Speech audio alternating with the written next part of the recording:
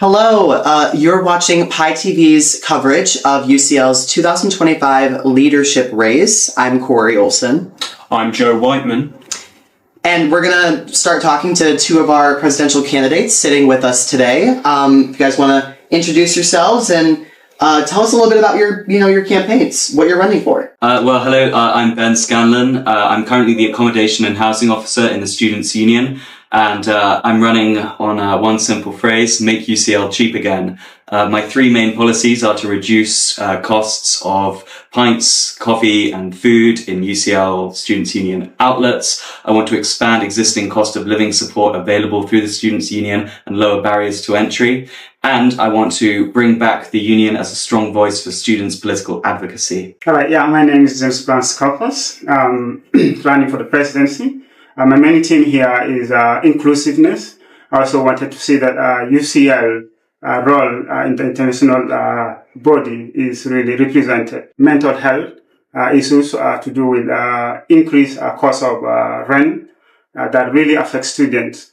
So we need to see into those things that they are addressed. I know you both touched a little bit on what you think kind of is the biggest issue right now plaguing the student body, but can you elaborate a little more on, why this issue is an issue? Why is it a problem? And what your campaign is going to actually do specifically to solve that problem? When we look specifically to the issue of rent, as international student, I'm just focusing at that point. As international student, we realize that when people apply for accommodation, there are restrictions, like you need to have a guarantor. There are restrictions where you need to have to make a deposit before you're given the accommodation. Then we also seek that the UCL community or administration to look into situations like when you are a student, in terms of either you're international or maybe a home student. They should look into situations like the issue of rent to be reduced, accommodation to be reduced to the students so that they can afford it. Because some of the accommodation, as I said, those ones that are out of the school control, the rents are really high. And then secondly, you talk about also the international student. Many really find themselves not really included in initiatives in the UCL. So they couldn't express themselves really. What are their concerns? I will seek to address this situation to the committee. Economic hardship is fundamentally the issue that's at the core of basically every single problem. I mean, you look at the amount people are paying in the coffee shops, the bars and the shops now, it's extortionate. I've said it on an Instagram reel that's now got about 9,000 views. I'll say it again.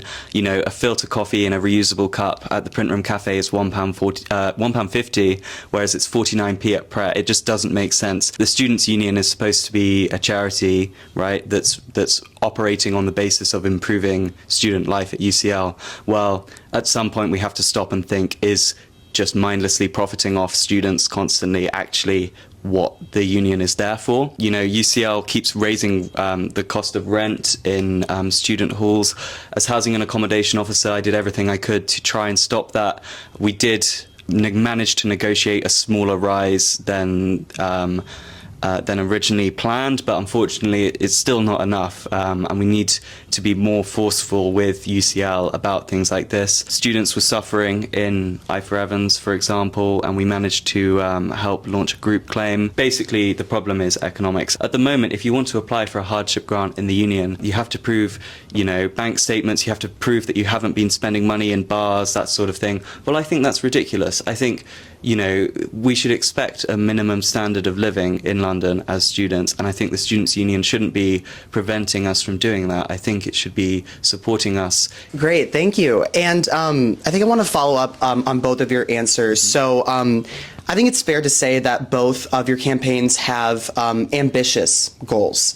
And so what I'm wondering is, as president of the Student Union, are you aware of the capacity that you have to be able to actually achieve these goals? And with that awareness, I guess, how are you going to do it? What are your kind of concrete steps to take? When I will focus on the issue of accommodation, I will talk to the accommodation committees. And this time around, I think it's best to address this situation from the executives than just from the grassroots. But presenting this situation to the management or to the committee is another issue. So, as a president, I will work with them to make sure that all of us I'll get to the situation that the students are facing, then present them to the committee. And Ben, how do you plan on going about achieving all these ambitious goals? This year I've spent a lot of time in the Students' Union. I've spent a lot of time in the zones. We've been writing policies. I've written policies about accommodation and housing, including helping students with issues surrounding private landlords in London. It's about negotiating with the powers that be. For example, to lower prices of pints and coffees. A lot of people have been saying, well, it's a great idea, but how do you actually make that happen? Well, I have a number of ideas. I obviously don't have full access to the financials of the Students' Union, so it's I can't say exactly how much I would want to reduce every single thing. I can't say I'm going to make carling £1.50, for example. But what I can do is say, well, look, I can see this much wastage in the Students' Union already. Last summer, for example, they spent £7,000 on an ice cream truck going around all the halls in July when nobody was in the halls, and the ice cream wasn't even free. You still had to pay for the ice cream. My point is that there's a huge amount of inefficient expenditure within the Students' Union. So I think another thing that's important to touch on is with going into a big leadership position like this, I think a lot of people would like to know, what experience are you bringing? I know you've touched on yours. James, I'm not sure about yours, but I guess I'm wondering, what experience do you have that you're going to bring into this role, and how is that experience significant? Like, how is that actually going to help you achieve your campaign goals and to be the president that you want to be for the Students' Union? I was the president for the school, so I think that exposure as a leader will give me what I really need to communicate, to act on policies, and to make sure that policies are really followed, because that is where you can act on policies, and this where also implement those policies. There are two different things. Like I said, I've been a accommodation and housing officer. I've been to welfare zones, I've been to activity zones, I've been in the room at union executives. We had a housing town hall with the heads of UCL accommodation about 2 weeks ago.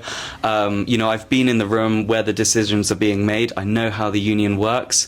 I know exactly how to maneuver through the structures and systems of the union.